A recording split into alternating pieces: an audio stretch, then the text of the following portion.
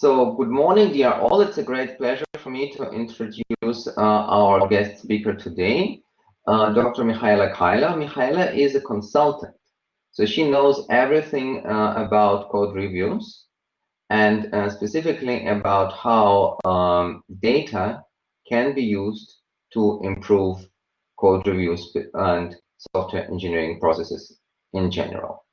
So the stage is yours. Thank you so much. So maybe some logistic things. Should I have a look at the chat, or are you going to look at the chat so that I just know what I have to be careful of here? You might look at the chat, but I will look at the chat myself. So okay. I will just ask questions if the students have questions. Okay, good, sounds good. Well then, hello and welcome. Oh, it suddenly, do you see that if I move it, that my screen is going away? Yes. Yeah, I'm really happy to be here. As Alexander already said, I'm having my own consultancy and training business. I'm also an entrepreneur, and I recently joined also the University of Zurich as a senior researcher. And today I want to talk about data-driven software engineering and what I do with data and what I have been doing with data and research and analysis and the insights that we are generating from that, from my very own perspective. And so I separated this lecture into two parts. The first part is really an excursus into different data analysis and research studies that I've performed. And we look at which methodologies do I employ and what are the outcomes, how can we interpret them, and look a little bit at the different studies and the different data or kinds of data that we have here, and also which insights do they deliver. And the second part is really the lessons learned from my own perspective as a researcher in academia, as a researcher in industry, and now I would say as an entrepreneurial researcher as well. And so my path of analyzing data has been quite a long one, right? So I'm doing this now over 15 years, 17, 18 years. And it started all at the university, and I was at the University of Delft. I was doing my PhD there in software engineering. And I was mainly researching code comprehension. So how do developers understand code, and also how do they test code, especially how can they improve their testing based on the understanding that they get of their software systems. And so at that stage of my research, I was mostly working on models, on visualizations, on insights that we could generate that could inform developers to have better testing or more complete, or feel that they have a more comprehensive test suite. I always dreamed of having a career in industry and being a researcher there. So I actually, after doing my PhD, I moved to Microsoft, and I was first at Microsoft Research and later on in the Visual Studio team.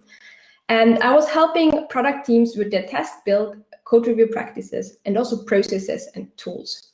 And so our team, the team that I joined there, was called Tools for Software Engineers. And we did exactly that. It was not only tools, as I said, we also worked on the practices and the processes, but we also owned some of the tooling, for example, the code review tooling, or the build tooling, or the test tooling, some of them. And again, we used research insights data to help product teams solve some of their pain points. And approximately 1.5 years ago, I made a complete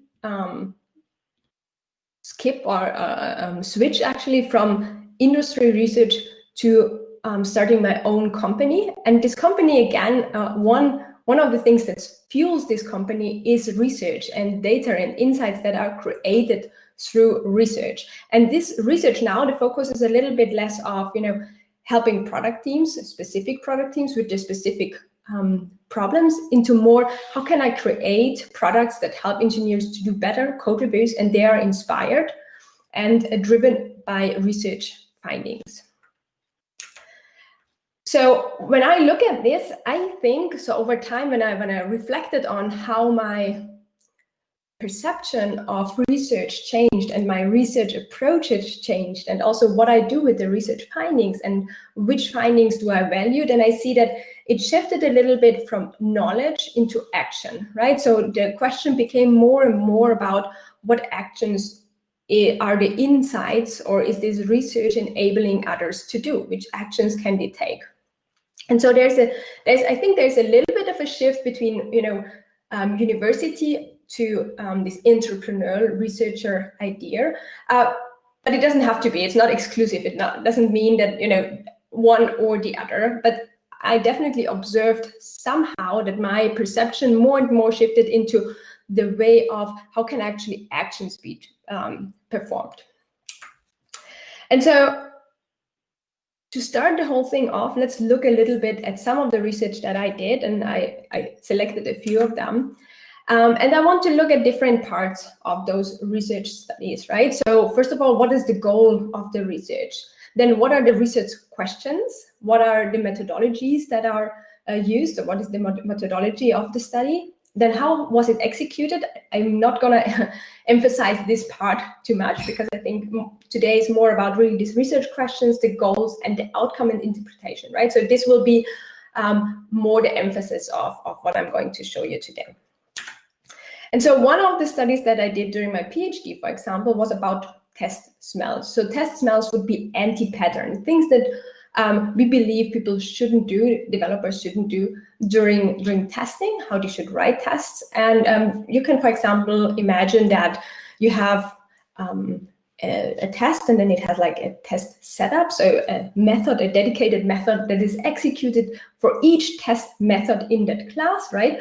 Every time at the beginning, and then very often you have a tear down, right? And a smell would be, for example, if I have too many things that are happening in this test fixture, in this test setup, that are unrelated to a lot of those test methods. Why is that an anti-pattern? Well, because it slows down testing. And especially slow tests have been a problem that I tried to solve, or I worked with developers over and over again. So it's a problem that's seemed to be persistent over time, over the last 15 years. It's still a problem today, that tests can become very slow. They are slow running, they are reducing code velocity, productivity.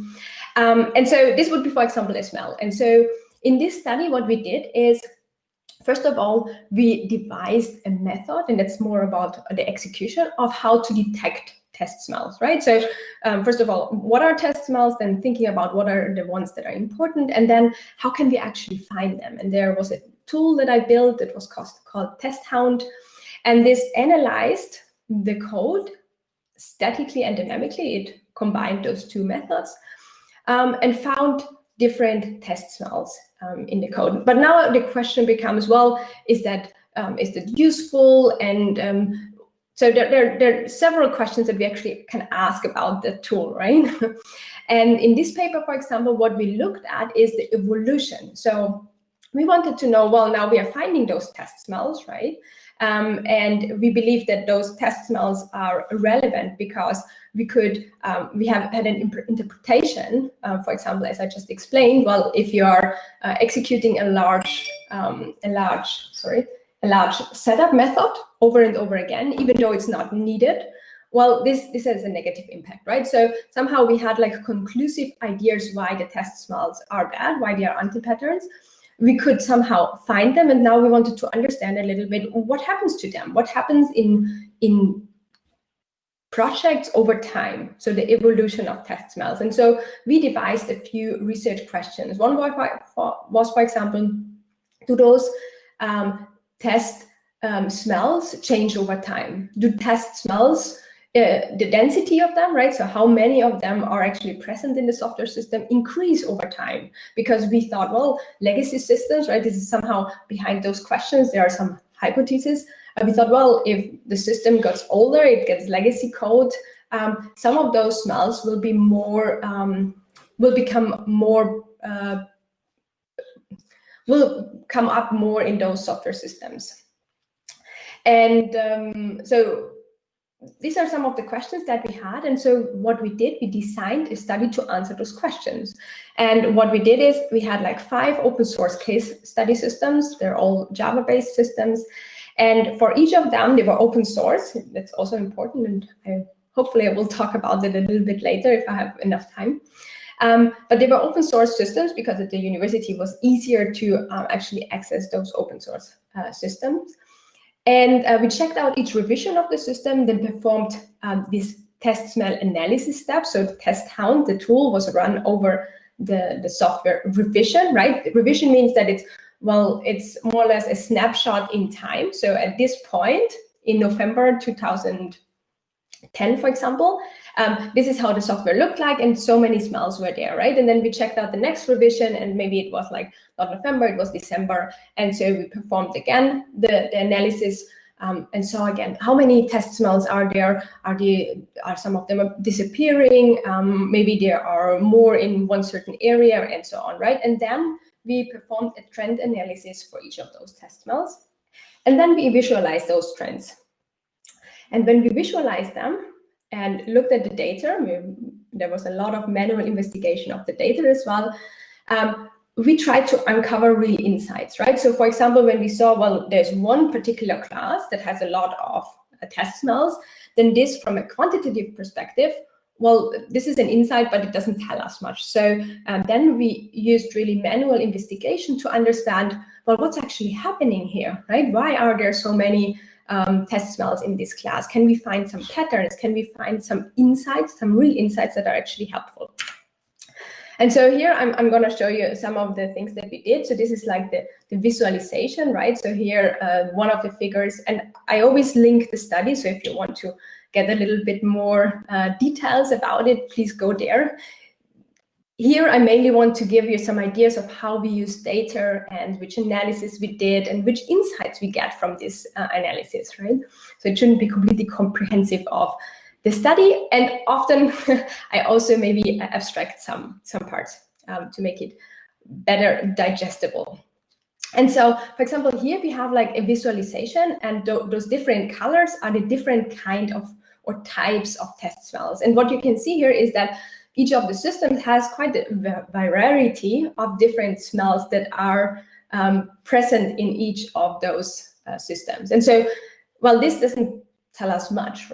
It tells us more if we're investigating then the systems themselves and see, well, it is because they are also writing test cases in a very different way. So this influences somehow the test smells that we can see. And you can see, for example, here Czech style has this smell wake header, and it's there are a lot, right? So this will be really based on the style that was employed in this software system, that people thought, well, this is actually how we are going to do it. So this also raises then the question, is that actually a smell, right? If people go and deliberately do that, and we see that this smell is really persistent in this large amount of classes, then we can actually ask ourselves, well, is this now a smell, or does this somehow opens up questions for our definition of smells, right? There are also other things that we saw, right? So when we looked at those and we looked at this quantitative data and those visualizations, right? So it's a little bit, we are taking on this data analytics or analyst hat, and we're going through the data and we're looking at it, and we're seeing some patterns, some interesting things. Then we go and look a little bit more in depth what's actually happening here, right? So what we also saw is that test smells are often introduced in clusters and in certain classes.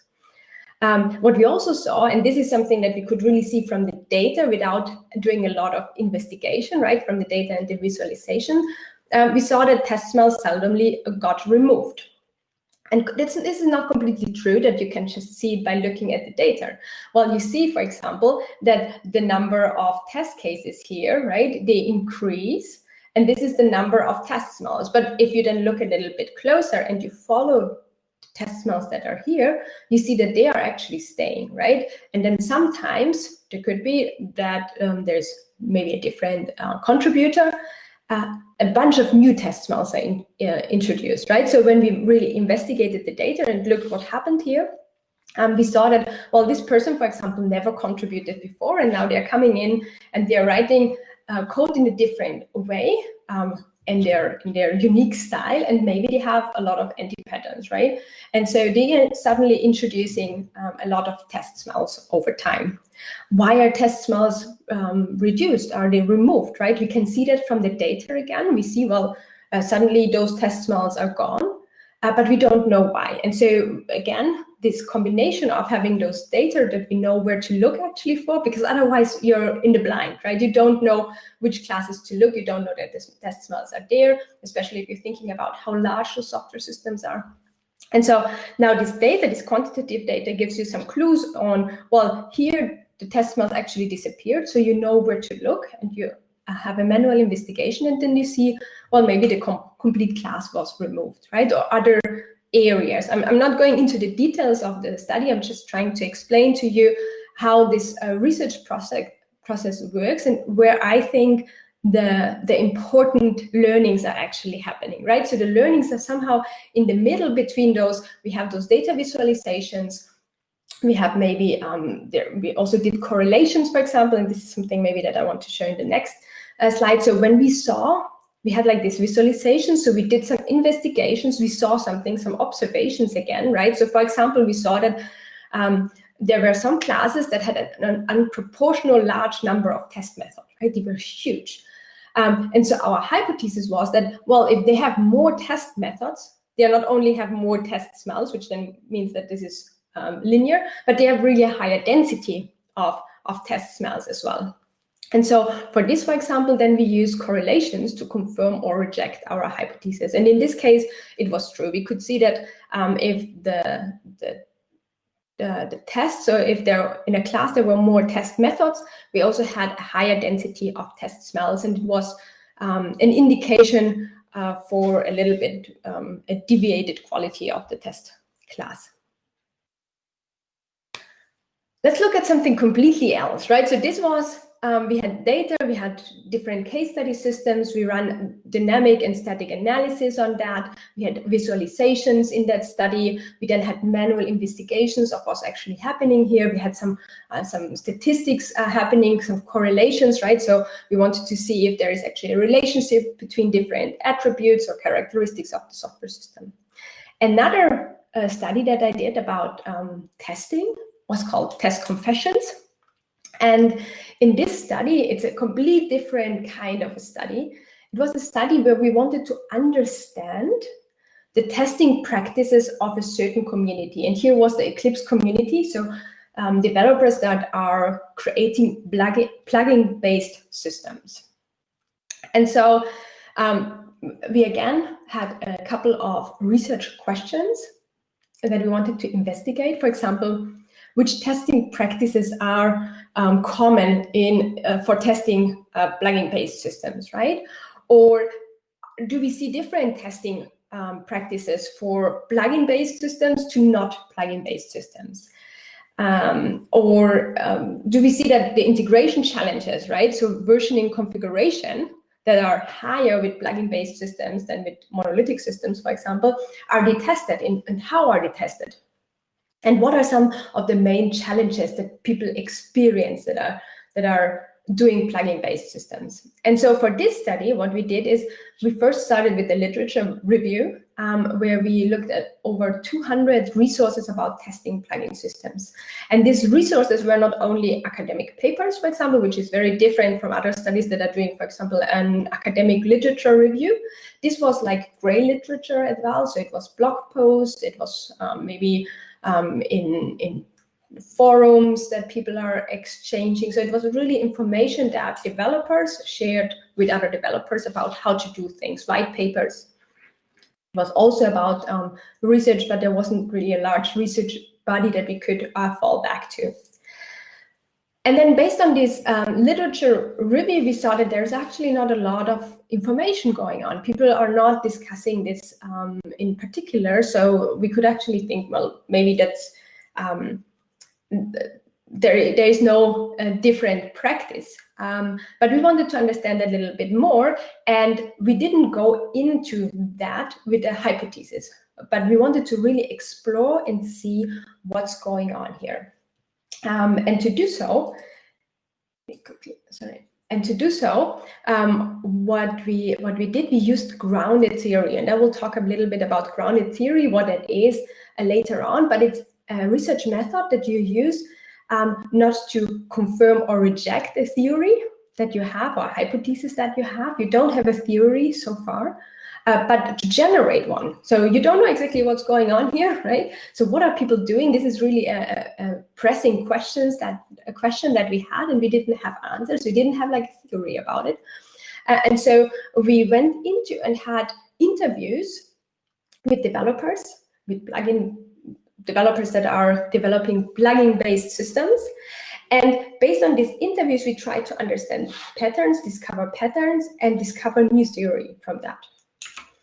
And so, for example, this is what one of those developers said, right? So we interviewed them, and we also transcribed each of those interviews. And the transcribing step for grounded theory is actually very important for others methodologies or ways of interviews. For example, it doesn't always matter to transcribe it. It's okay if you just know or make notes. But here for the grounded theory part, it was really important to transcribe each of the interviews in detail and then go very systematic through them and find a label. So we labeled each of the statements that people had with what does it mean in a bigger context, and then you could group that. But I will tell a little bit more about grounded theory in the second part.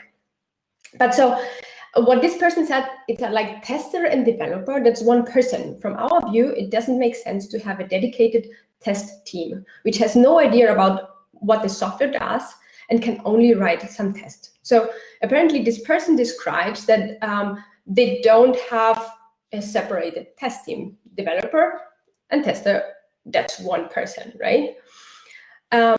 And now you can say, well, this is just one data point. So it means something. It means what this company or this team even in this company is doing, but you cannot generalize from it. You cannot say, well, this is how everybody is testing plugin-based systems, right? Or testing is done nowadays at that point.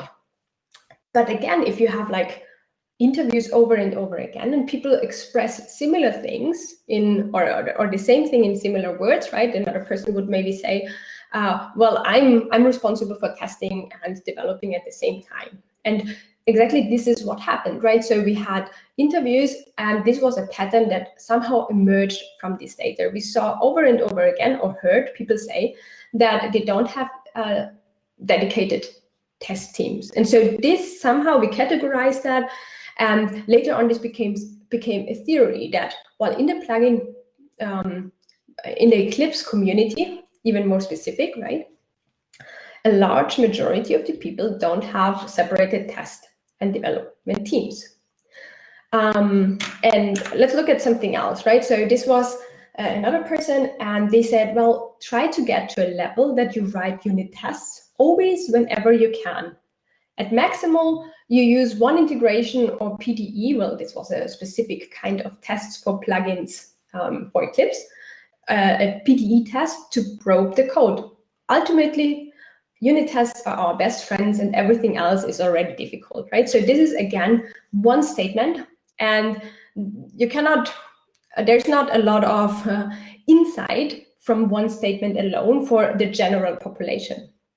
But what you can extract from that is, well, what's basically saying is that unit tests are more important than integration tests, and that they are doing more unit tests than, for example, PDE tests, which would be system tests or integration tests, right? And there's also something about how difficult it is, how challenging it is to do, right? So we can actually extract information from this statement, and then see whether this comes up again or not. Are people saying it or are we not saying it?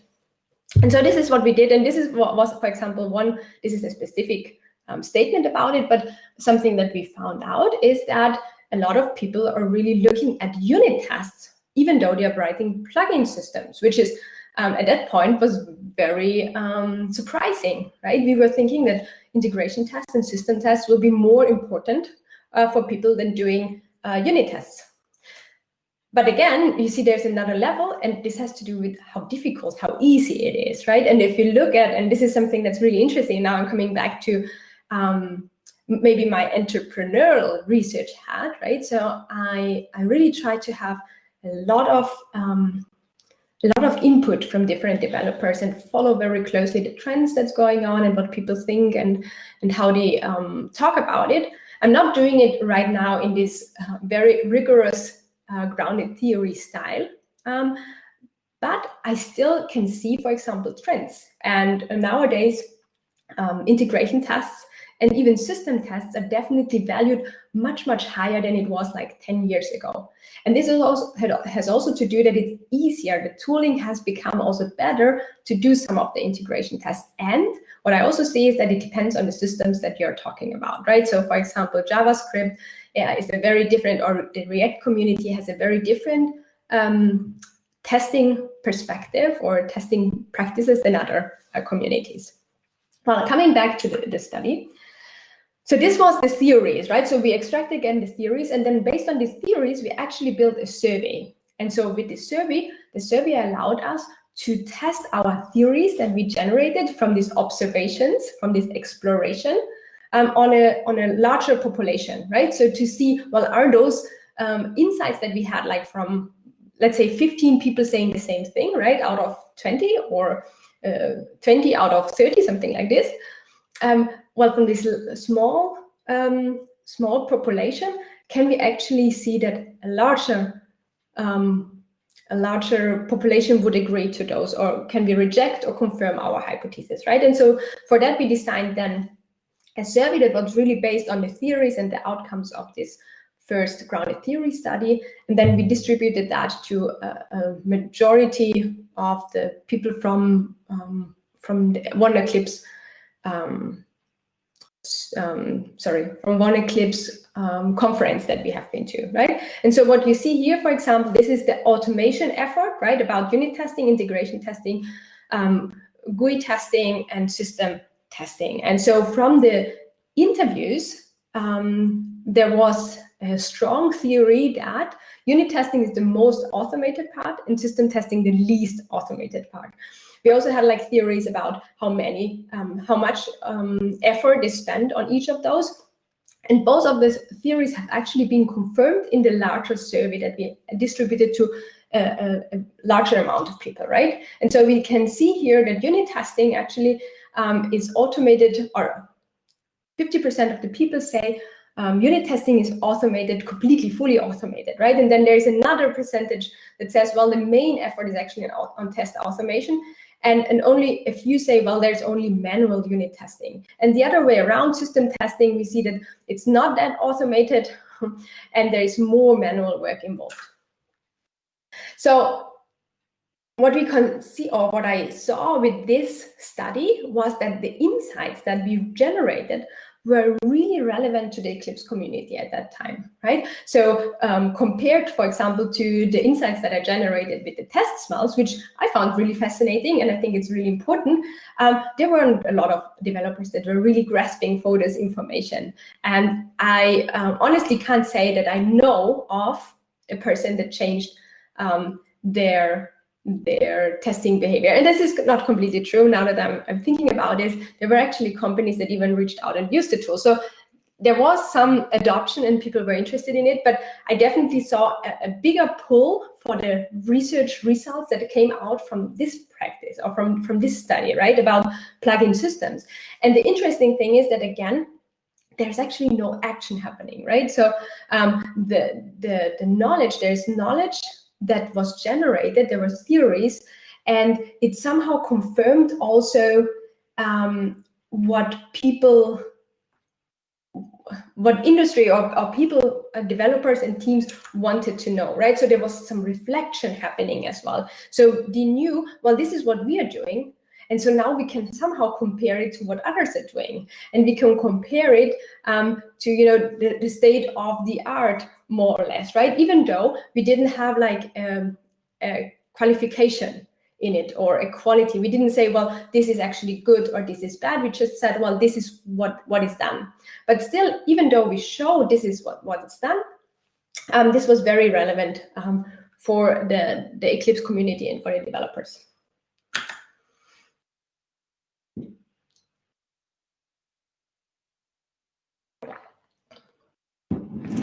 And now, I mean, this was still, I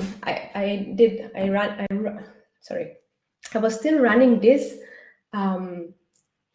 study at university, right? So this was university research, but there was a close connection to the developer community. I was actually going to developer conferences instead of academic conferences. In addition, right, I was participating in the community. And so there was a very close connection between the research that was going on and the people that needed the research. And after my PhD, I actually joined Microsoft, and I first joined them at Microsoft Research in Cambridge, and later on in the US, in the Microsoft Corporation. And what I should do, right, was working with product teams to work on some of their pain points. And so when I started Microsoft, one of the pain points that they had is that Microsoft was aiming for shorter release cycles. This means that previously, and this is really some years ago, right, Windows was, for example, released every several years, right? It could be 3 years release cycle, and then it was like a year release cycle. And then more and more product teams at Microsoft, and products also, Microsoft products, they aimed for a shorter release cycle because there was evidence, and this is also a study maybe that we can talk about a little bit later on, but there was evidence that faster release cycles actually improve the software quality, gives you better feedback cycle, and so on, right? So instead of this waterfallish process, we are actually trying to go to a continuous integration, continuous deployment strategy. But this means that I want to press a button and then the software somehow really goes into production, or goes into, maybe first the staging environment and then production environment. But to be able to do that, we have to make sure that development processes are fast as well. And one of the things that holded Microsoft back for some of the teams was that the testing was actually taking really long. So if you can imagine, there's like a huge test suite, and these were, for example, really on the system level and on the compatibility level, right? So really high level tests that were looking at the system works in really different configurations. And so this massive amount of tests that you can imagine, right? So we're changing different configurations that the system is run in, and different bits and pieces, for example, for Windows. And so this large test suite really takes a long time to run. And every time we want to release, we have to wait a day or two, a significant amount of time for it to be done. And then we see an error, and then we have to investigate and do that whole process again, right? So what we wanted is that, well, we have more frequent releases, and this means that we have to reduce the testing time to be able to actually accomplish that. And so what the product teams actually wanted from us is they wanted empirical data to support and drive decisions, because what they could have done, well, they could have just reduced some of the tests. But then you're doing it in the blind, so you don't know which tests should you actually reduce. There are test selection strategies, for example, that were not really applicable and didn't really help, or were already used extensively, right? There is a lot of brain power going in at Microsoft for all of the systems. So you can imagine that they did, to that point, they did everything they could, that they had data available, but they needed more data, and they wanted to drive decisions. And so this was actually a joint effort by Microsoft Research and then the product teams. And this was really interesting to me, because the Microsoft Research organization was, it's quite independent, right? And the main driving factor is really the research. And then you have like the product teams that are incentivized by the products that they are having. And so there's a collaboration between the two of us, and somehow also a customer-client relationship in one hand, right? Whereby the researchers have the customers, the product teams as customers.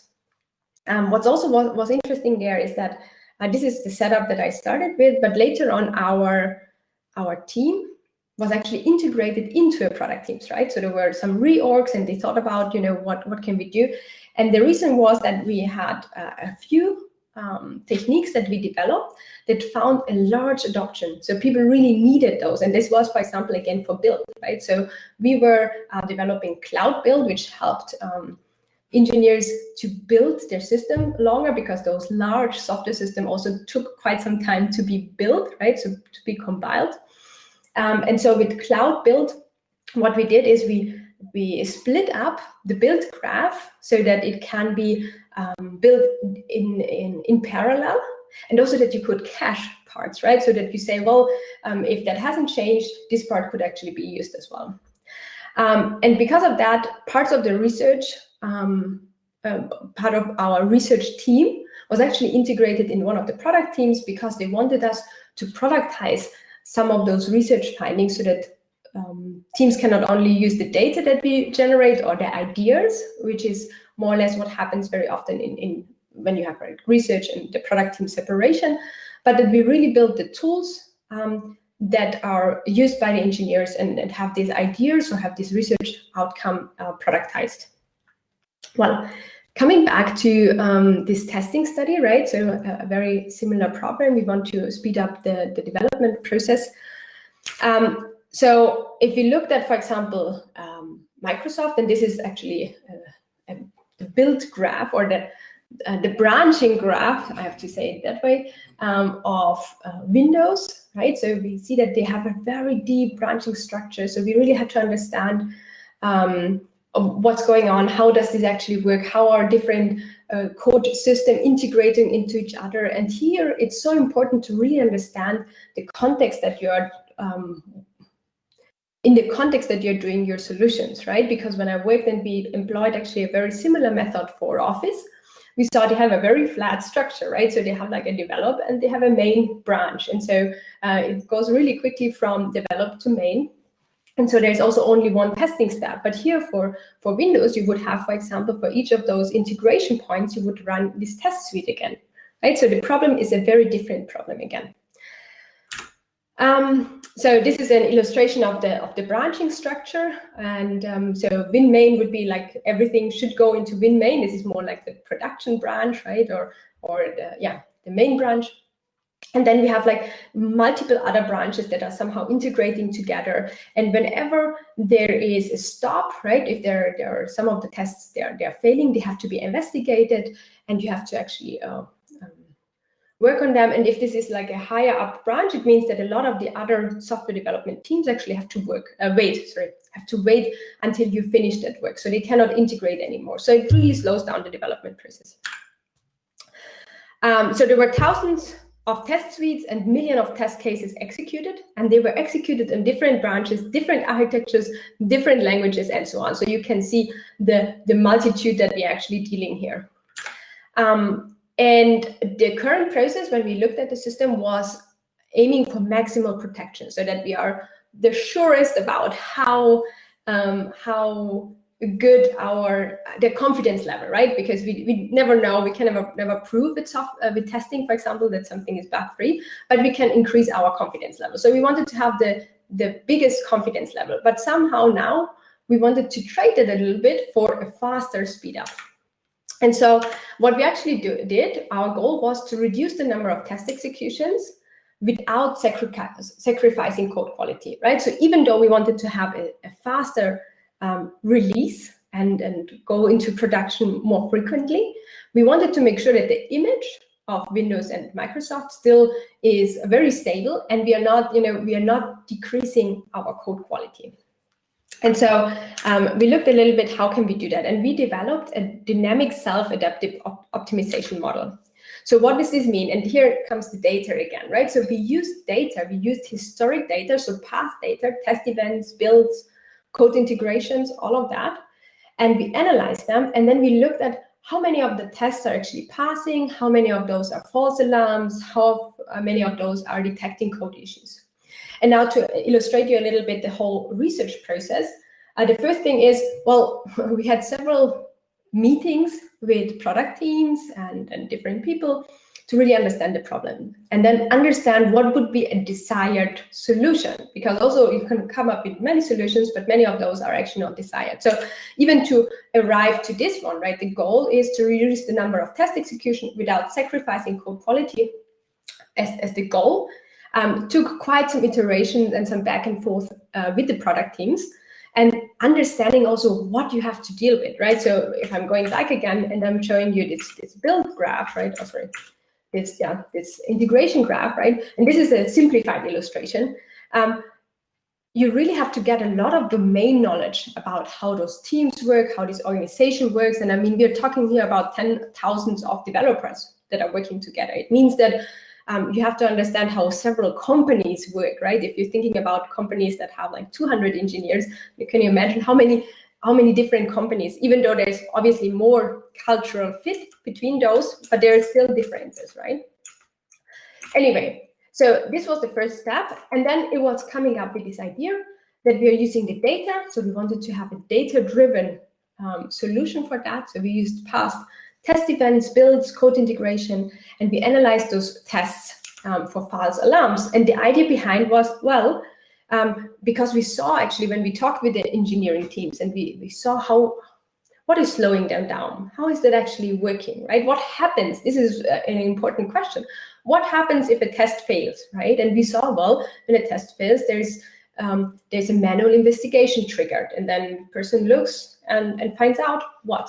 And they find out two things. Well, they find out, well, there's an issue, or they find out, well, this is a false positive. And this is interesting information.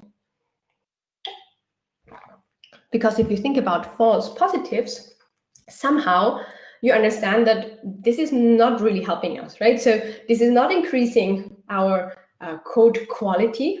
This is not increasing our confidence. This is actually just really a cost, a very costly cost, right?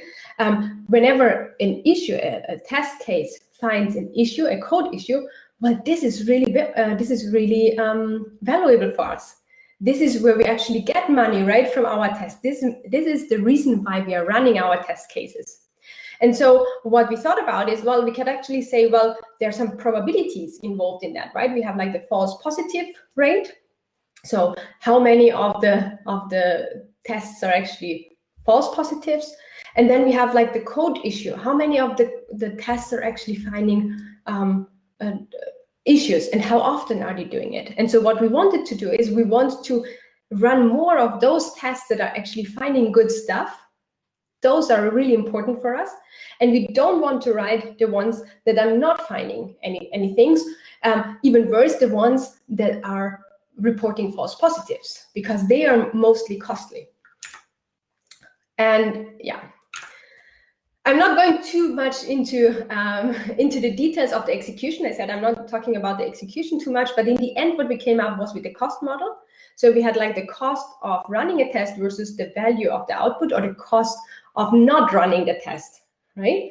And so whenever the cost of running the test was higher than the cost of not running the test, we would skip the test, right? So it's a test reduction, but we didn't completely reduce the whole test, just the execution. And it would mean that, for example, for this configuration, the test would find a lot of issues, but for the other configuration, they would not.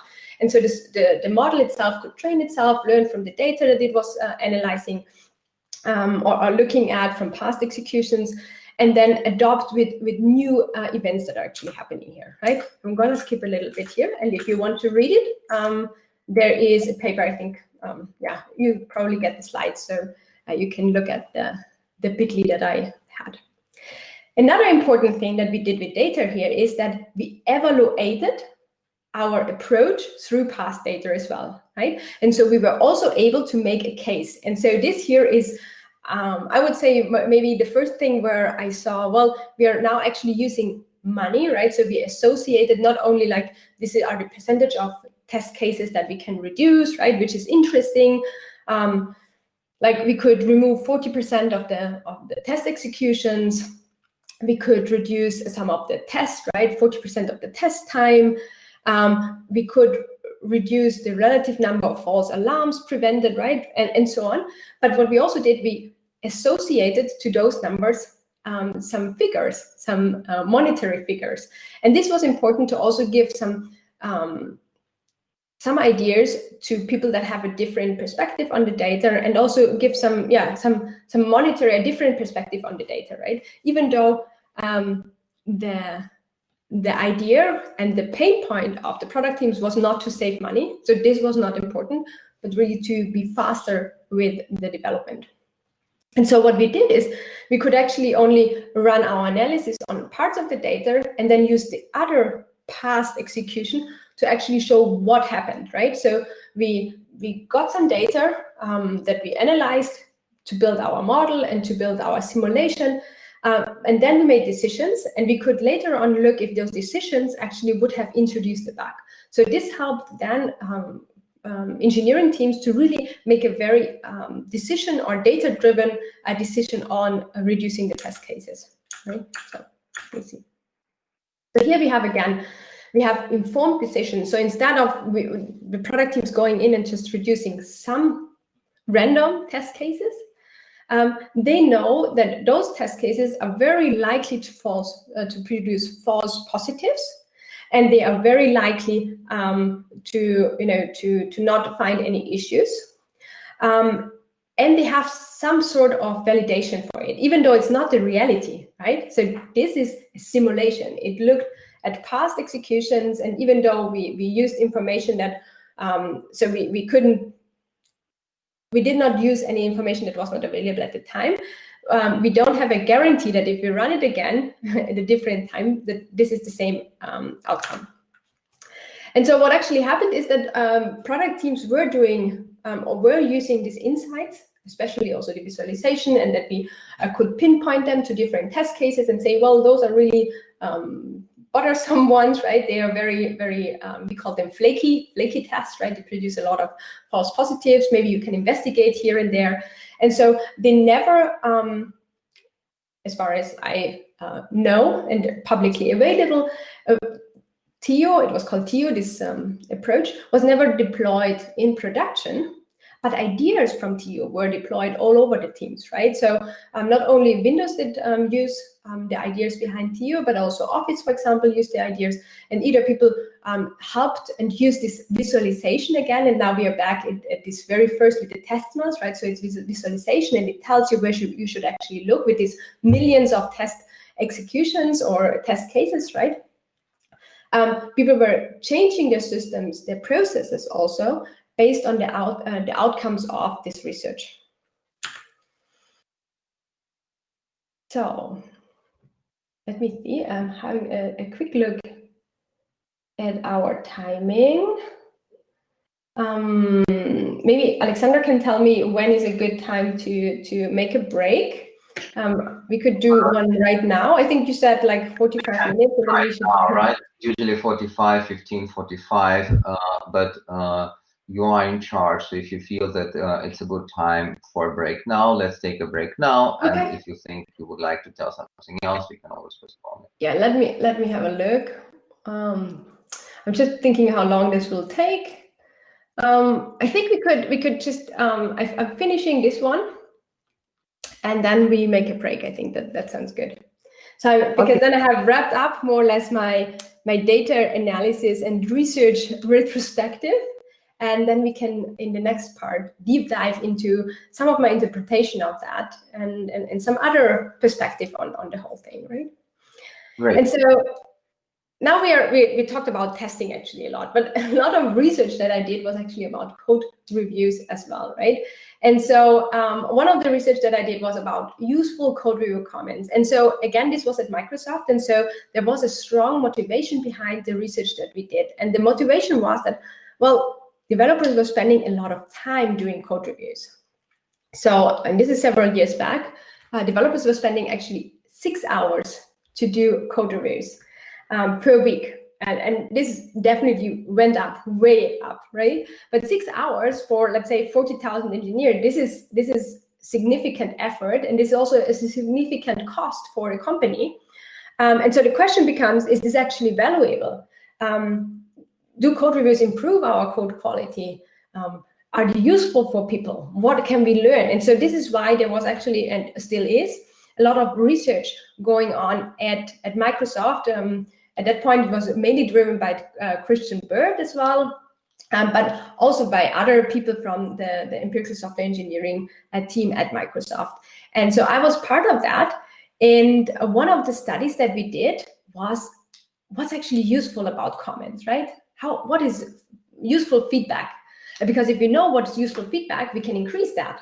Because we heard, well, there's a lot of, so when we worked with product teams, we heard a lot of pain points. And one of the pain points was, well, it's not really helpful, this code review thing that we are doing. Instead of being helpful, it's actually very, it decreases code velocity again, right? One of the goals that we want to increase. So it decreases code velocity, and the comments that we are getting are not very useful. So we wanted to understand what makes actually a useful code review comment for the author. And another research question that we had is, like, can we classify code review comments into useful and not useful? And here, this research question was not really because we wanted to do it on an ongoing basis, but if we could do it, if we could classify it, we could then see with correlations, what are some of the characteristics, what influences if you have useful or not useful comments. So how did that study go? How did we design it? Well, first we started again with an exploratory study. And so we explored comment usefulness. What does this mean? When is a comment useful? And so we looked at data ourselves, and then we did semi-structured interviews with developers. Semi-structured means that, well, there was some structured and also a little bit quantitative aspect to it, right? So we had the developers rate the usefulness of certain comments. So we made the selections of their comments that they received, and they had to rate the usefulness of them. Then they had to explain also their rating, right? So why did they think it's very useful? Why did they say it is somewhat useful or not useful? And then we also asked them to classify the comments, right? So we had like a classification scheme, and classify comments means, well, was this comment about readability of the code? Was it something that found a bug?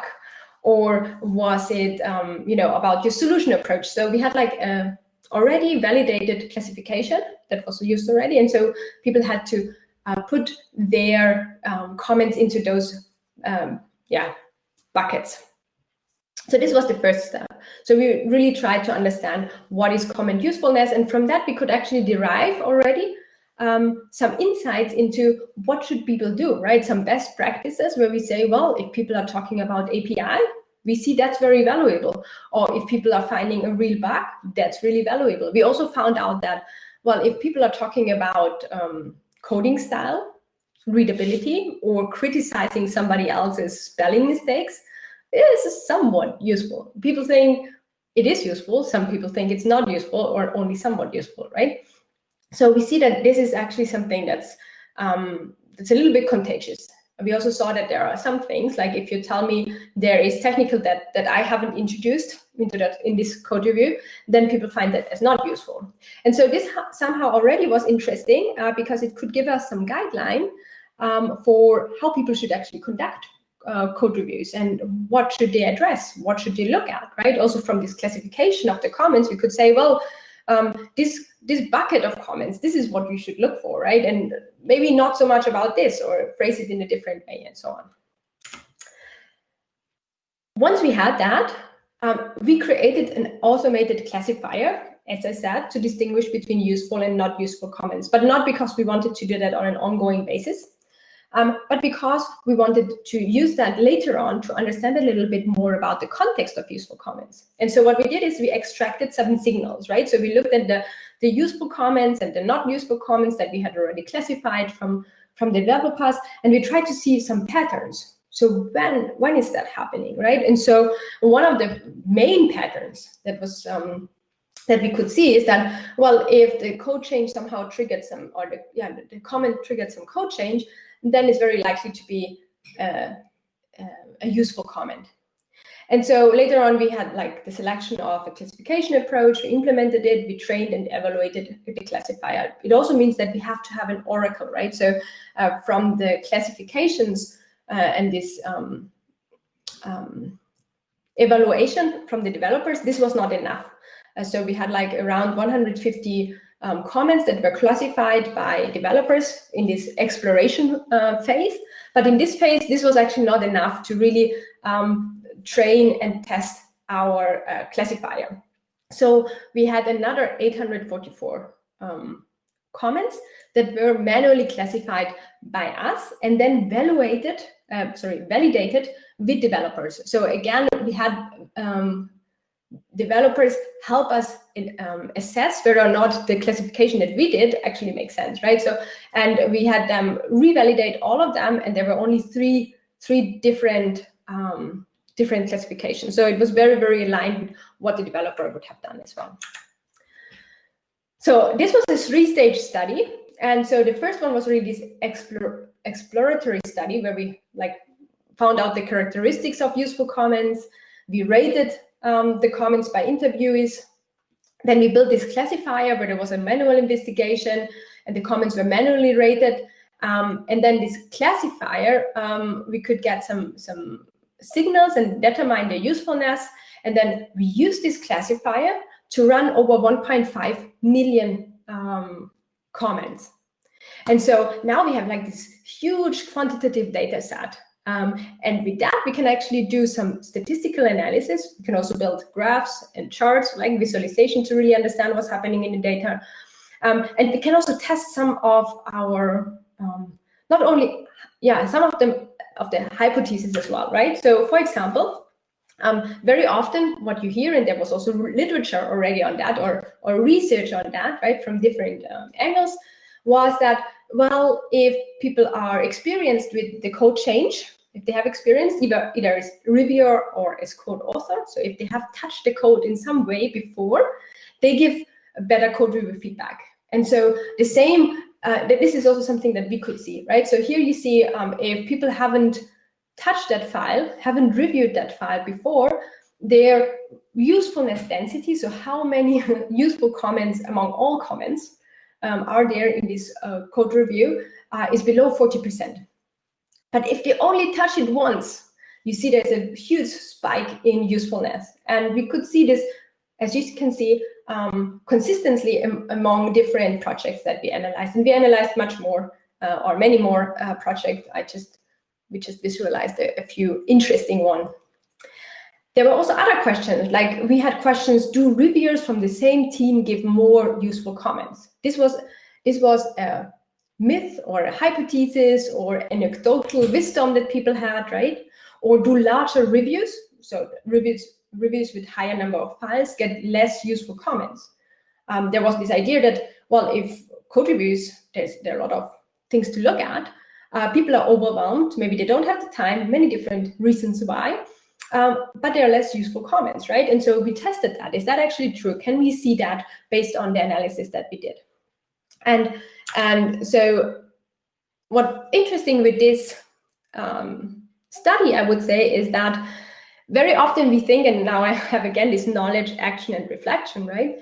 So we didn't really, there is action that can come from it, but what we actually did, we were confirming some knowledge. And I would not even say it knowledge, because what happens here is that people they already knew. They already knew. There were other studies that were showing it, or people were saying, well, the larger the code review, the less useful the comments, and so on. But this was anecdotal wisdom, and it wasn't really something that we could say it's true or is it false. And so with this analysis and with this empirical study, we could actually increase our confidence about what we are saying here, right? So we have some data evidence, some research evidence that those facts are either true or rejected, because what we actually saw is that if there are reviewers from other teams, they also give very useful code review feedback, right? So we could not see a trend if we are looking among those, and now we are generalizing a lot, right? So there's Bing, there's Office, there's Visual Studio, so different teams, different product teams, and we could not see a trend. We couldn't see a correlation that when a person from a different team is on your review, that they are giving less insightful reviews. So let's talk a little bit more about code review best practices. So this was, again, a very, I would say, a very quantitative study. Even though there was this exploration part of it, the majority of the insights came from this quantitative analysis that we had here. We did another study, and this was really circling about code review best practices. So what we wanted to understand is, well, how are our developers even doing code reviews at Microsoft? What are they doing? And what challenges do we face, or do they face, right? What best practices do they use? Because what we could see working with teams, we could see that some teams are doing really well and some teams are struggling. And so we wanted to understand, what are those teams that are doing so well? What are they doing? And so that we can take that and transfer it to the others, right? So we wanted to generate some insights that we can also transfer to other product teams, and so that they get also better in doing code reviews. And here the study design looked very, very differently. Here we had semi-structured interviews, and they were done either during or short after the code review. But more important, they were done in the context of observations. And so this was really an ethnography. And what it means is that the researcher, and here it was actually Laura McLeod, she was sitting with the developers and with the development teams for weeks. They were sitting with one team for a whole week, and she was observing their review behavior, right? So whenever they were asked, the developers were asked, whenever they're doing a review, that they would tell her. She was also listening if they forget, right? So that she also understands that they're doing a review, and she would participate there. And this means that she not only had what people would tell her, but she could also really see how do they behave. Is that person going over to another person, looking over the shoulder? Are they just sending emails, right? So what's their facial expression?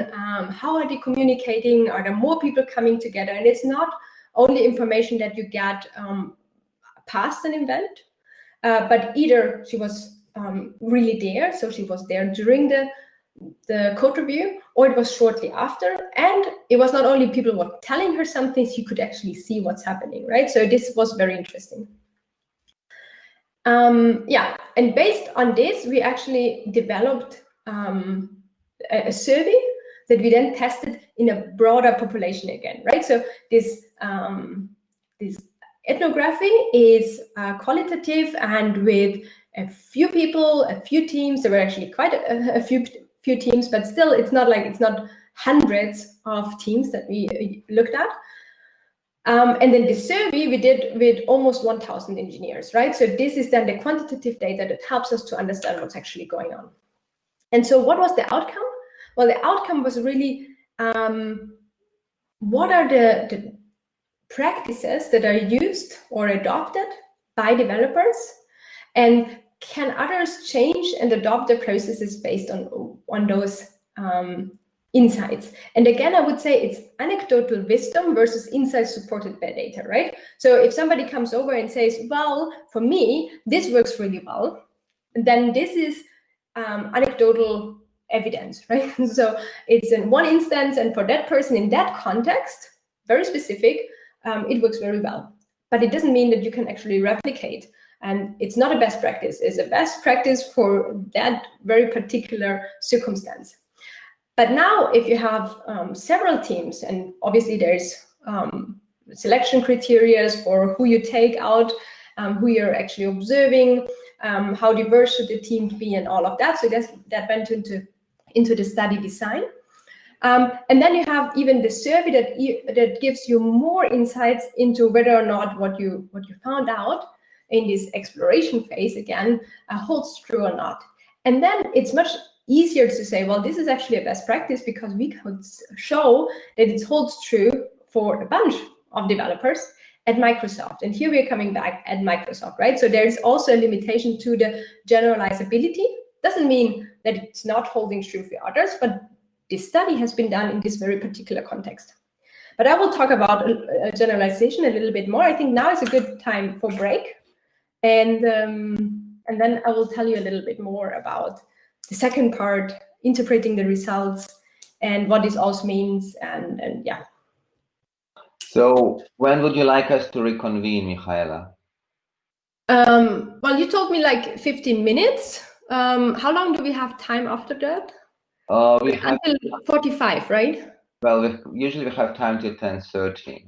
Oh, 10:30, okay. I don't want to take the time of your students. They will not be super happy if I take maybe we can take a shorter break. Maybe we can take 5 minutes and restart at 10. For me, that would be okay. If the students are okay with this, yes. So, dear students, if you want to protest, please protest in the chat.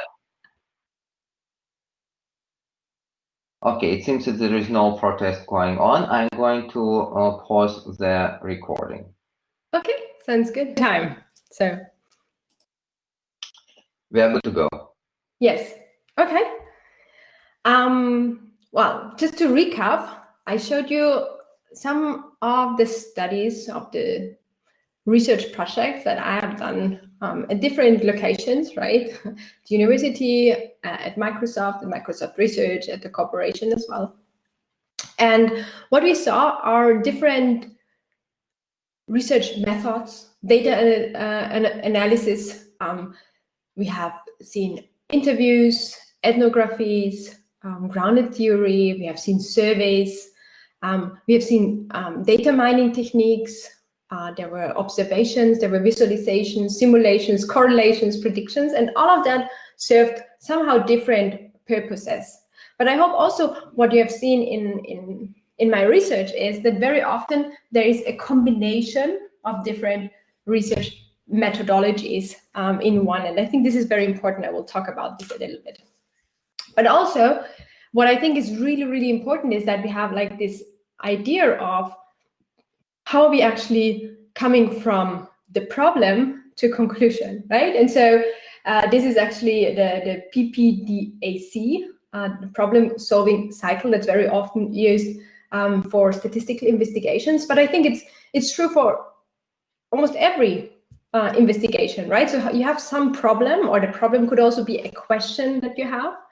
And then you devise a plan on how to tackle that problem. Then you get the data, then you analyze this data, and then you have a conclusion. And very often this conclusion means maybe you have a different problem, a different question. You do another plan and do another data collection, another analysis, and then another conclusion, right? So there's this cycle going on. And also there's this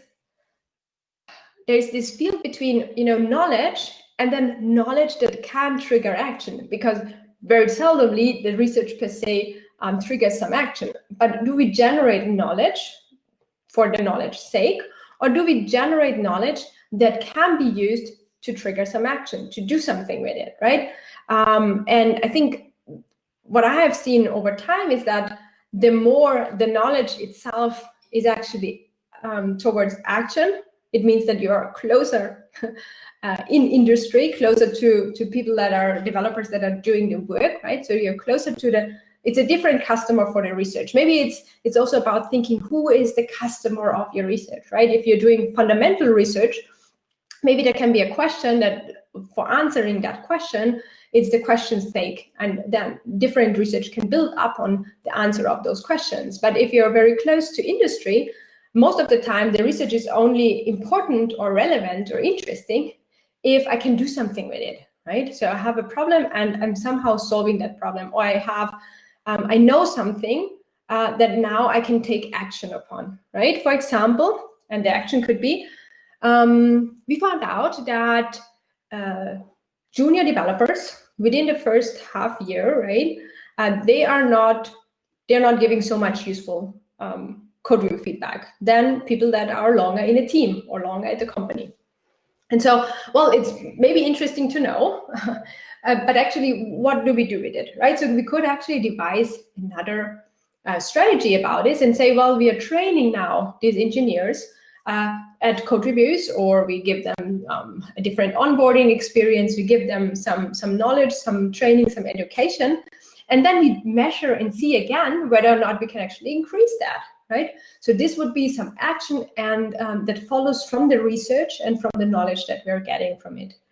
They're similar for other research, right? So there's always the question, what can we do actually with this knowledge? And I found out that I'm mainly interested in research also that not only generates knowledge, but also that can drive action and that has some impact. And so there's this very well-known and often cited saying from Tom DeMarco, who says, well, you can't control what you can't measure, right? And so when I'm working as a consultant and as a trainer, if I'm working with organization, very often we are striving for metrics. And the metrics should tell us something about how our software development process is going, right? How is our software quality? How is our code velocity?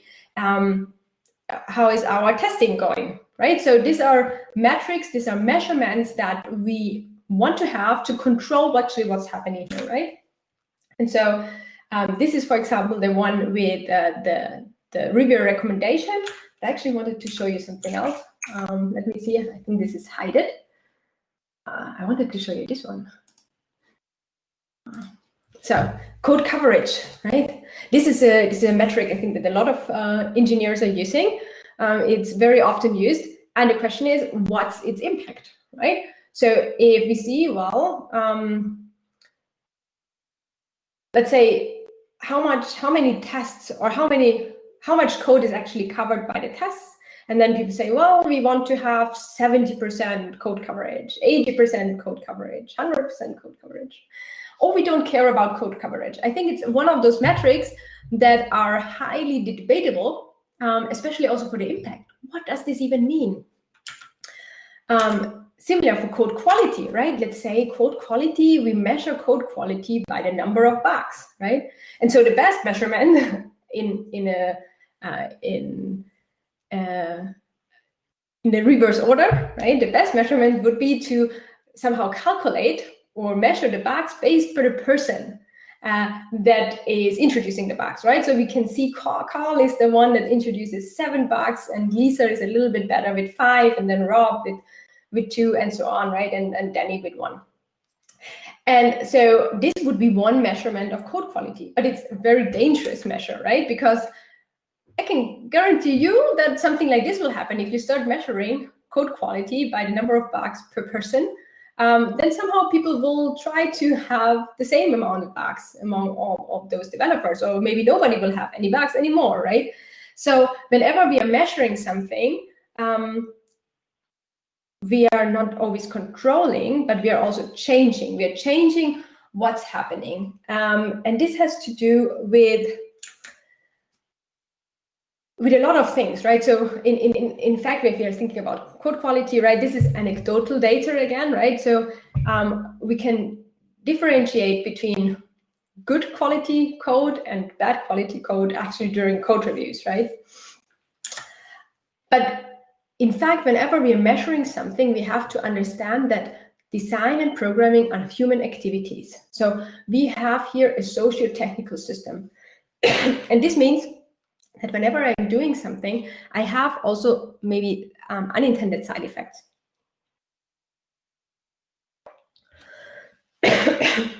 Coming back to the bugs, right?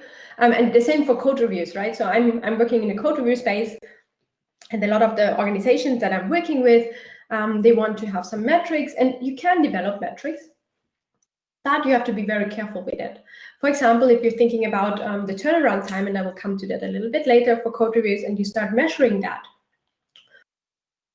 as a metric that you want to decrease, I can guarantee you that you will decrease the code review turnaround time, but it can have a lot of negative side effects, right? It could be that people are not doing the code reviews anymore, that they're doing it sloppy, that the code quality goes down, and so on. So the question is, should we go without any measurements? And my answer is definitely no. I'm a very data-driven person. I think that data can be extremely insightful, and also all my work be it my co-review workshops that I do, or when I'm working with clients, is always based and driven by data. And now I want to give an example here, for example, the speedometer, right? So it's a great tool. It tells you how fast you go, and you have it in your car or in other devices that you can speed.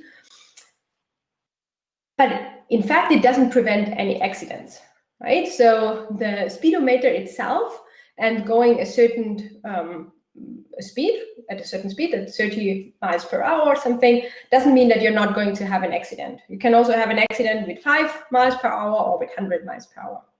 But on the other hand, what we see is that roads in Germany that have a speed limit have a lower death rate, right? So somehow there's a correlation between measuring the speed and going at a certain rate of speed and having also a lower death rate. It's not directly impacted by the speedometer, and it's not directly impacted that if you're going at a certain speed, you will not have an accident.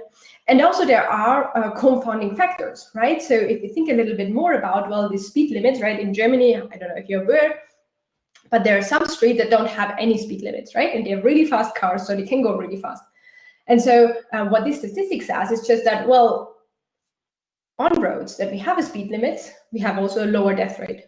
But the funny thing is that roads that have a speed limit are often particular roads, and roads that have no speed limit also have particular roads, right? So they're the highways, and the other ones are the ones, for example, that are that have high housing density, or there are on-road parking. Maybe there are kindergarten around, right? And so there are some things that maybe increase the death rate or the likelihood for death.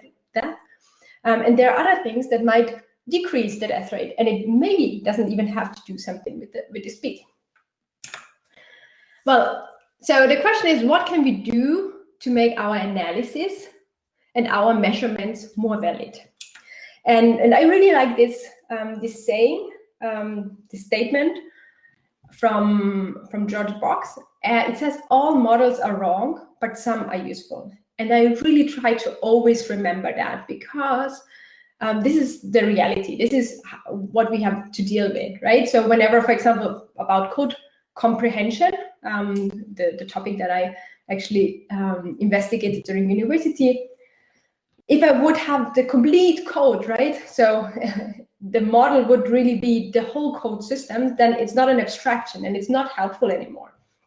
But if I abstract from the code to show only parts of the code or certain aspects of it, then it's not the truth anymore.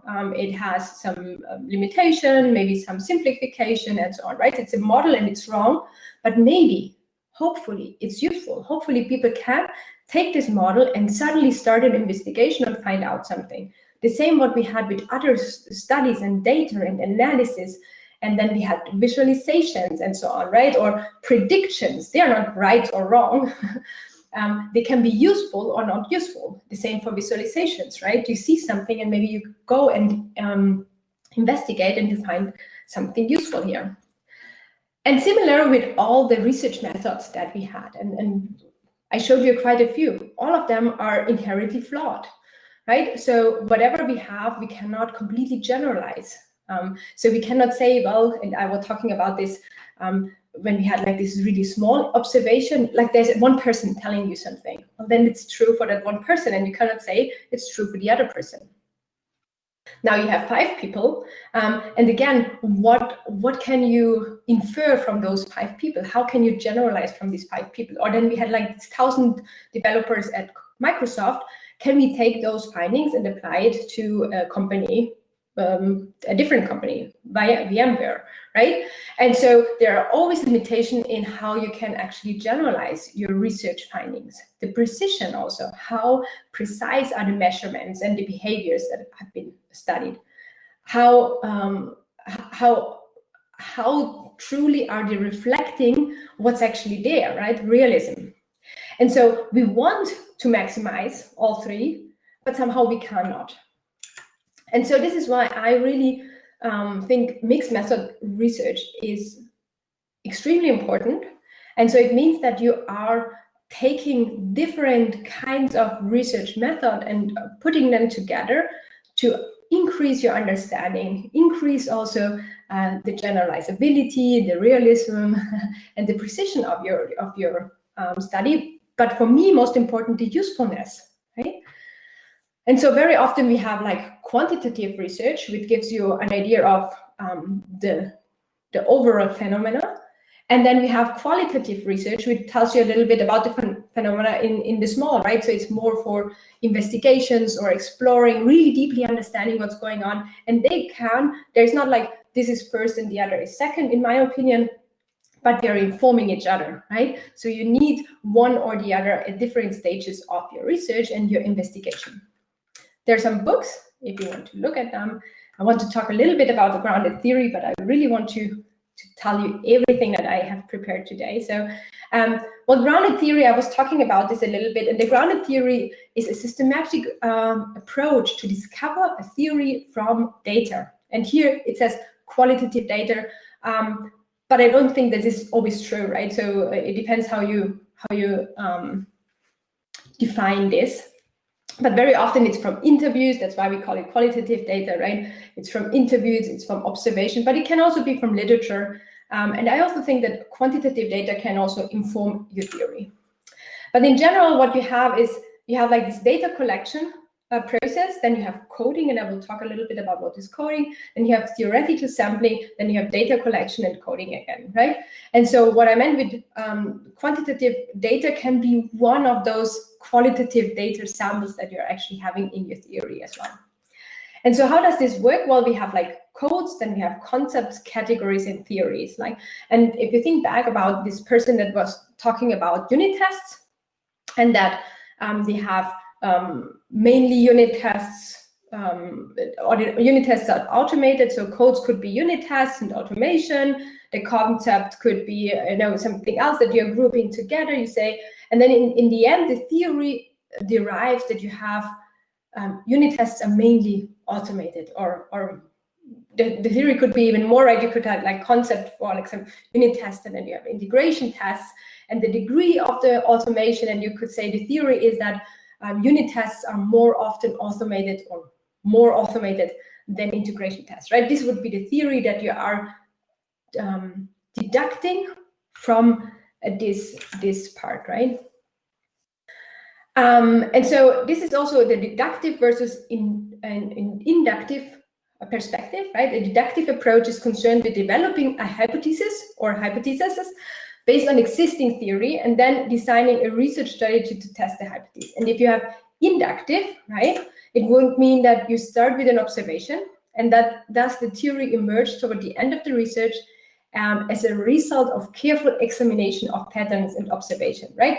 So here, with very often, and most of the research studies in our field, you have a theory, you have hypothesis, you have observations, and then you confirm or reject that theory or hypothesis. And the other way around would be, well, you have observations, you don't know exactly, you don't want to form a theory right now. You have patterns, and then from that, you're deriving a theory.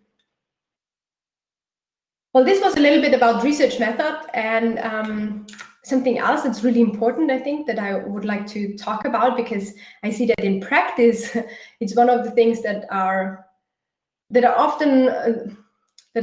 go often wrong, is the data collection part, right? So very often we have easily available data that's not the data that is needed.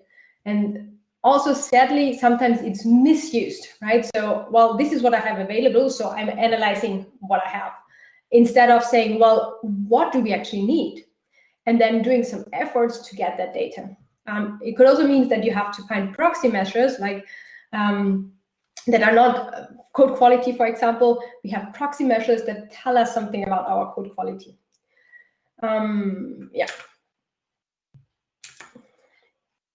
One of the things that are very connected to data collection is this goal, question, metric approach by Vasily and many others.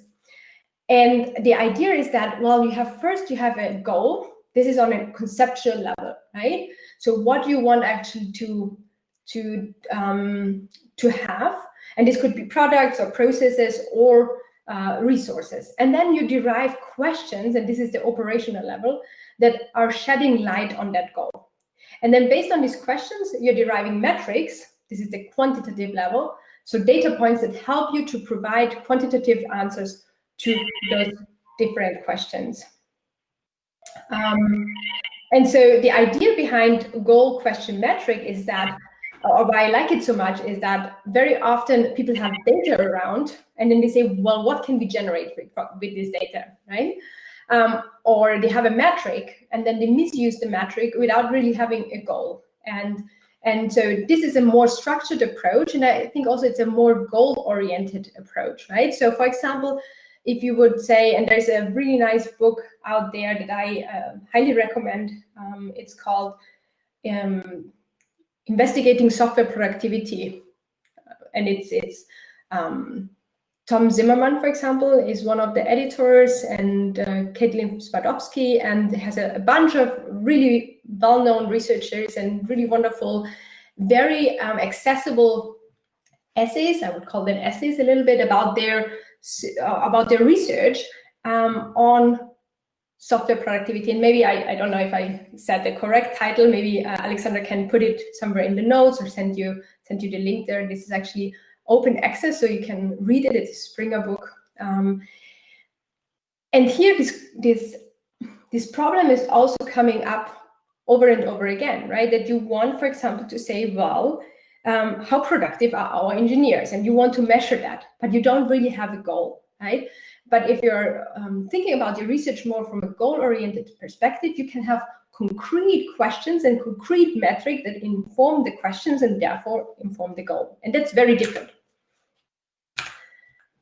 This is an example, right? So the goal would be, it has a purpose, well, improvement. The issue would be the timeliness. The object would be the code review turnaround times, and then the viewpoint from the perspective of the code author, right? So what we want to do is improve the timeliness of code review turnaround times from the perspective of the code author. And I think because it's so structured, you know that the preciseness of what you're actually investigating here, right? So you know what you want to do, you know the issue, but also the viewpoint from the code author. This means, and this is very similar to what we did with our study, usefulness from the viewpoint of the code author. We didn't investigate it for the viewpoint of the code reviewer, which could lead to different results and different action taken, right? So what would be a question? Well, the first question would be, how long does it take to get an approval for code review? And we measure that by the average time from sending out the code review to the approval time. And we have to see if this data is actually available, if you have to tweak it, right? If you have to collect different data for that. And another one would be, for example, the question, is the performance of the code review process improving? Well, for that, we could actually compare that with the average, like the current average turnaround time with the baseline average turnaround time. Or a very different measurement would be, well, are people happy with the code reviews, right? What about the code author's satisfaction? This again about the data, because I think it's really important. The question is, where do you look for your data, right? So are you looking for your keys for your car where it's light, or are you looking really where they are? And for data collection, this means, are we using just what we have at hand, which is, I mean, we have to be practical on one hand, but on the other hand, we cannot be blind to the fact that if the data is not useful, then it's garbage in, garbage out, right? So we cannot really make any assumptions, or we cannot even generate any insights here. So I wanted to show you a little bit what I'm doing, and this is very practical side, right? So I would call myself now an entrepreneurial researcher. So I'm neither at academia, I'm not at industry, I'm not an industry researcher anymore, but I have my own consultancy and training company, and I still do some research. And I also look at research from a different perspective.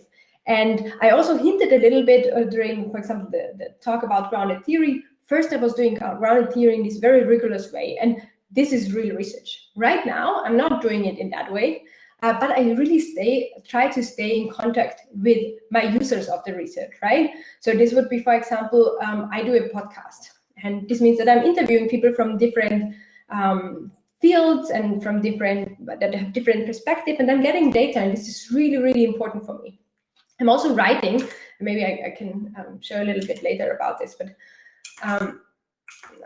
let me see. So this is the podcast, right? So and I think it's interesting because it's something that's not yet done so much, but I think it becomes more and more important, and also not only for gathering data, but also for disseminating the knowledge that you're generating. So Margaret Unstory, I linked her a little bit before, right? She's a professor at the University of Victoria. She also started, for example, a podcast, or this lecture. I mean, it's probably a little bit COVID based. I don't know if Alexandra has done this before. It's now on YouTube, right? So you are increasing also the audience for the research and for different inputs from academia. The same here. I'm blogging a lot. I'm blogging a lot about my research findings, my previous research findings. I'm blogging a lot about interpretation of research, and I think this is something that's also really important to me, and that I would love to discuss more with different researchers, also with developers. I think it's really important that we are able to transfer research outcomes and insights into something that's digestible, applicable, actionable, and impactful for the customers of our research, right? And for me, that would be the developers. It's really important for me that my research is consumable and actionable for developers.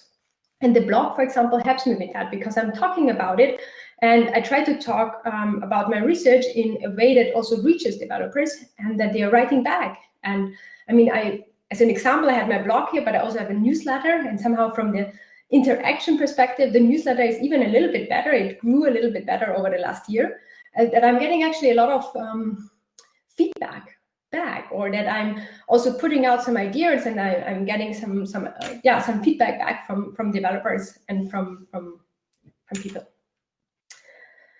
Well, so I showed you my very subjective path of analyzing data from the university over industry research to now this entrepreneurial viewpoint.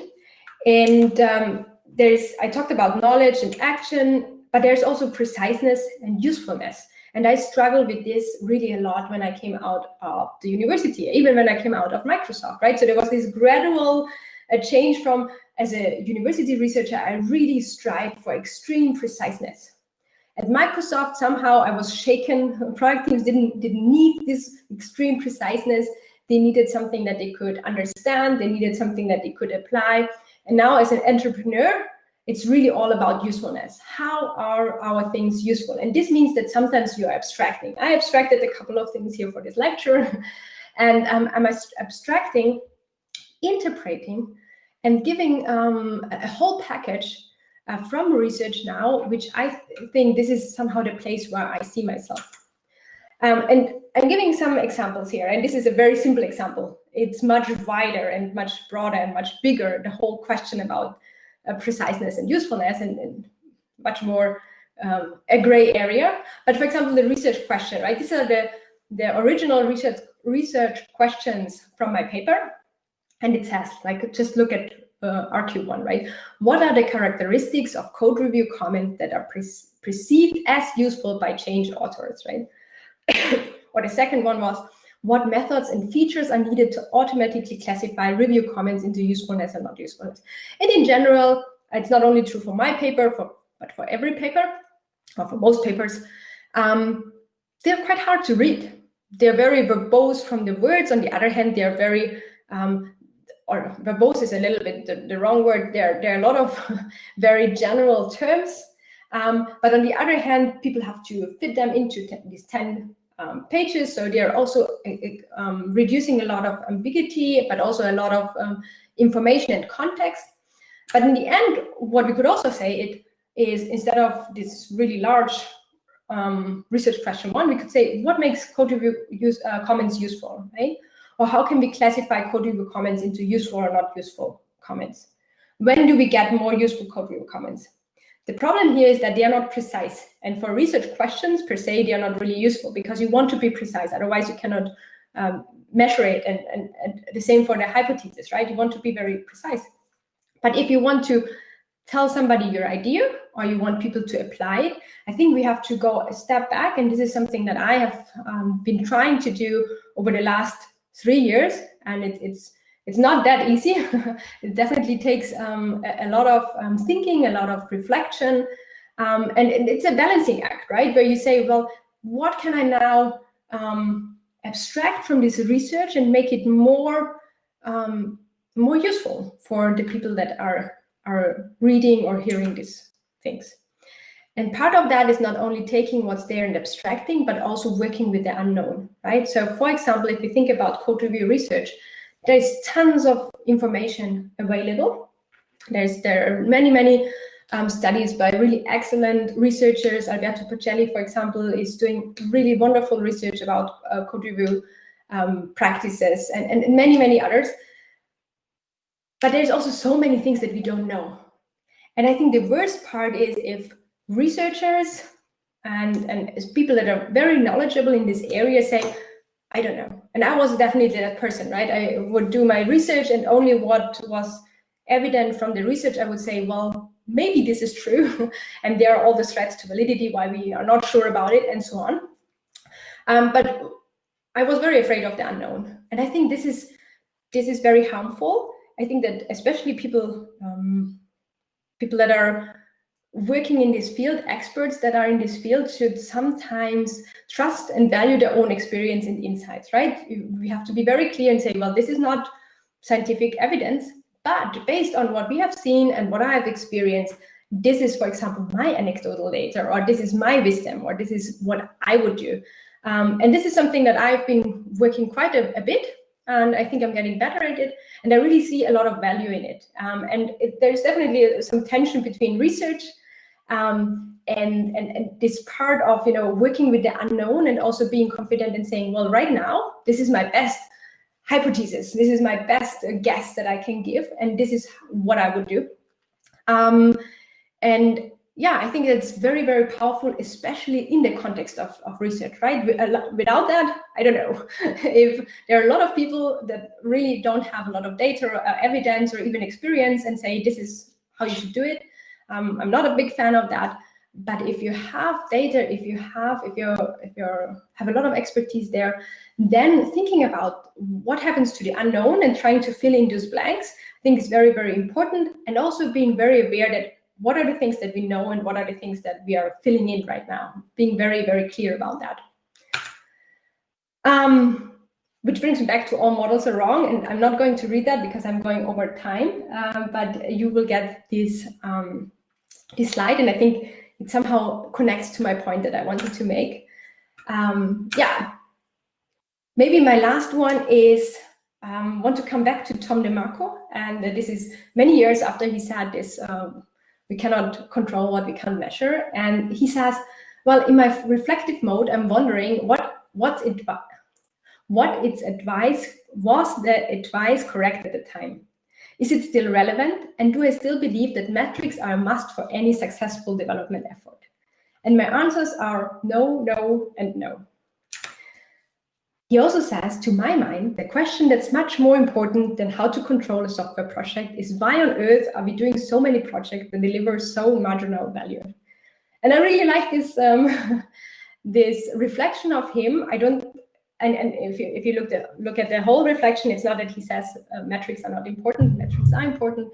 But there are so many other things that we can also look at what is important. And again, for me, this is the combination of the data that we have, the things that we know or believe to know, because even with a research study, very often it's not really the proof, it's just the repetition of something that we get more confidence in it.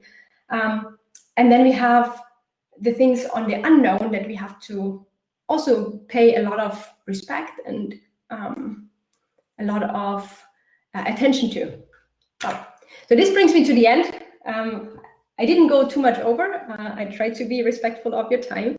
So thank you so much for listening in, for being here today. And I hope you enjoyed it. I will definitely stay for a little longer. If there are some questions and so on. So thank you very, very much for your presentation, Michaela. One of the colleagues also attended your talk, but he unfortunately had to drop off. So he asked me explicitly to thank you for interesting, relevant, and inspiring talk. So dear students, if you have any questions, please type them in the public chat. And I have also shared with you the link to the paper about productivity in software engineering that our guest speaker was referring to. You can download this book for free from the website of Springer. So I strongly recommend you to consider reading it. Yeah, rethinking, exactly. At the point that I wanted to say it, I was just blanking out, and rethinking productivity in software engineering, exactly. Yes, Tom Zimmerman has published a series of those books. One of those books is also Applications of Data Science to Software Engineering, a Perspective of Data Science and Software Engineering, which is almost the same title as the title of our course. And it's also a collection of essays on what kind of techniques you have in this realm of data science, what are our success stories, what things work, what things don't work, and it's also a collected volume of essentially leading researchers in the field.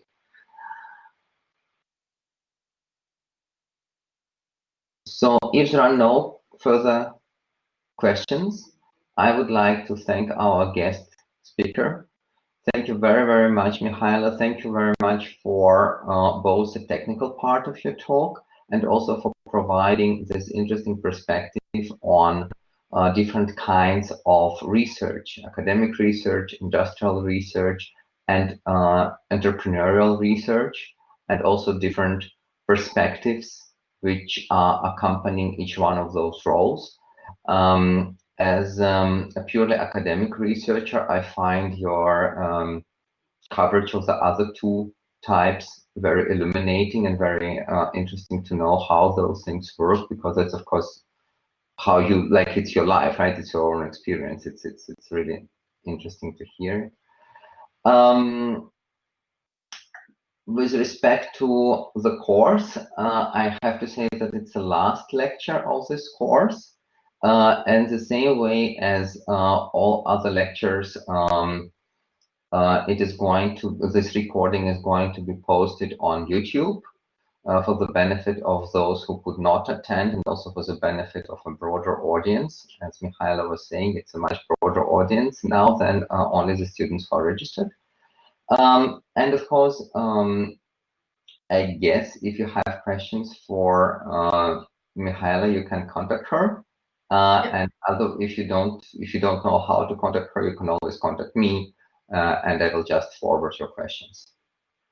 And of course, Michaela is also quite active on Twitter, so I would strongly recommend you following her and listening to her podcast series. Thank you. Yeah, it was really nice to be here, and obviously especially the last part is really from my perspective, but I think it's always good to have different perspectives, and also very subjective information, as I said at the beginning, can be very valuable, right? It's maybe not something to generalize from, but it's one lived reality, at least. Well, we talked about it in the beginning with ours, when we talked about different research strategies. We are not always looking for statistical generalization. Sometimes we are looking for generalization over experiences, and then we need, of course, experts. And our guest speaker today, Dr. Michaela Greiler, is one of those experts. So there's definitely place for generalization. Thank you. Thank you very, very much. Goodbye. Thank you. Thank you so much. Bye. Wonderful. Bye.